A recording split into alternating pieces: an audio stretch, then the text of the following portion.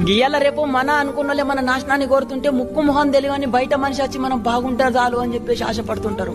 ఇదే నిజం కాక ప్రతి ఒక్కరి జీవితాలలో కూడా అబ్జర్వ్ చేసి చూడుర్రి. మన అనుకున్నోళ్ళే మన నాశనాన్ని కోరుతుంటే ముక్కు మొహం తెలియని ఈ రోజు ఇన్స్టాగ్రామ్ లో లక్షలాది మంది నేను బాగుంటే చాలు బిడ్డ అని చెప్పేసి దీవించిన వాళ్ళు ఎంతో మంది ఉన్నారు. గీయాలకు అట్లనే ఒక అన్న నాకు కామెంట్ పెట్టిండు, అన్న ఈ రోజు నీ ఫేస్ మీద చిరునవ్వు చూసినా అన్న అని చెప్పేసి. గైనా ఎన్ని రోజుల నుంచి నా వీడియోలు అబ్జర్వ్ చేస్తుంటే ఈ రోజు నా చిరునవ్వుని గ్రహించగలిగిండు. నిజమే కాక నేను ఎప్పుడు కూడా ఎమోషనల్ గా ఇన్స్టాగ్రామ్ లో వీడియోలు చేస్తున్నా అని చెప్పేసానంటే నా జీవితంలో ఎమోషనల్ తప్పితే ఆనందాలే లేవని కాదు అర్థం. కానీ ఆనందం కంటే ఎక్కువ సాటుకు పోయి ఏడిచిన రోజులు ఎక్కువనే అర్థం. కానీ మిగిలినగా చిన్న చిరునవ్వును కూడా నేను దూరం అయితే చేసుకోలేను కదా. ఎప్పుడు ఎక్కడున్నా కూడా మనకు నచ్చినట్టు మనం బ్రతకడమే స్వేచ్ఛ కాక ఇదే నిజం. వాడేమనుకుంటాడో గీడేమనుకుంటాడో అని చెప్పేసి ఎప్పుడు ఆగిపోవద్దు. మనకు ఆపత వచ్చిందంటే బుక్కెట్ బువ్వ పెట్టేటోడు ఎప్పుడు లేడు మన కష్టం తప్ప.